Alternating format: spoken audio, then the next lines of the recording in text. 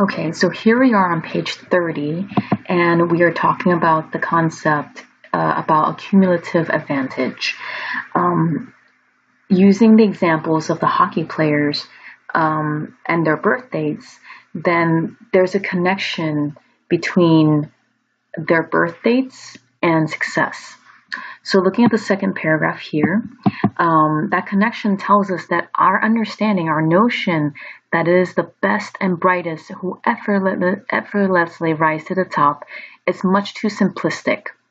That means that just because we think that they're successful is because of hard work and they're talented is not enough to explain why they're successful. He goes on to say, yes, hockey players who make it professionally are more talented than you and me, of course, but they also get a big head start. And so this is the opportunity that they never deserved or earned. It just happened to them. It was luck. It was chance. It was something they inherited. It was the decision of other people, like their parents. And so because of that, because they had the opportunity, they were able to achieve greater success than their peers. Okay, and so the term that Gladwell refers to is based on this guy Robert Merton's phenomenon, the term phenomenon called Matthew effect, where it basically says that those who are already successful, they get even more, and those who are not successful and don't have much actually get less. And so here Gladwell sums it up, where it is those who are successful who are most likely to be given this kinds of special opportunities that lead to more success. So it's kind of like the richer you are, the richer you become, because if you belong in a certain tax bracket, you actually get taxed less. Or as a student, usually it's already the best students who get more attention from the teacher.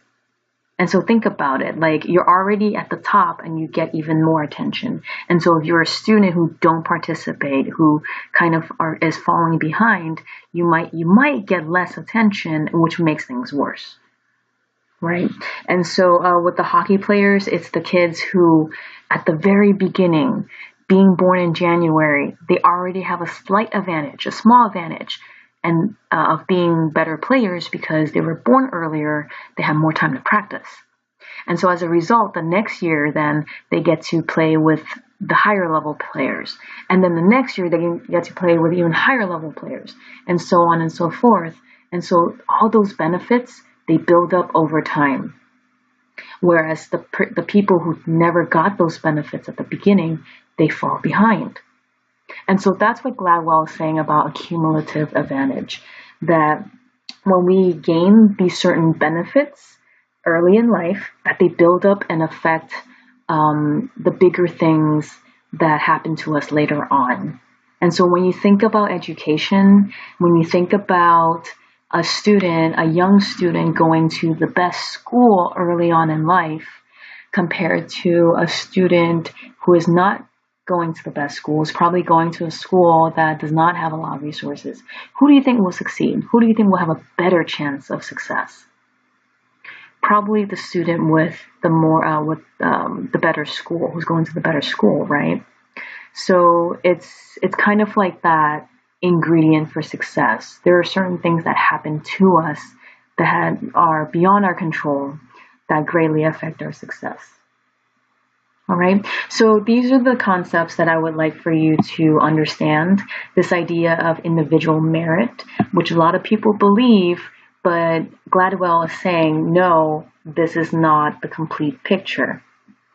The idea of hidden advantages, that we are beneficiaries. We receive a lot of different advantages in life that we might not even realize, that we inherit.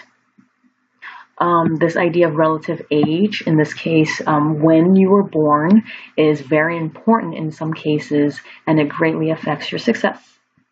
And then this idea of a cumulative advantage, which basically means that the little benefits you get throughout your life adds up into a great advantage later on in life. Okay, so those are the main concepts for chapter 1.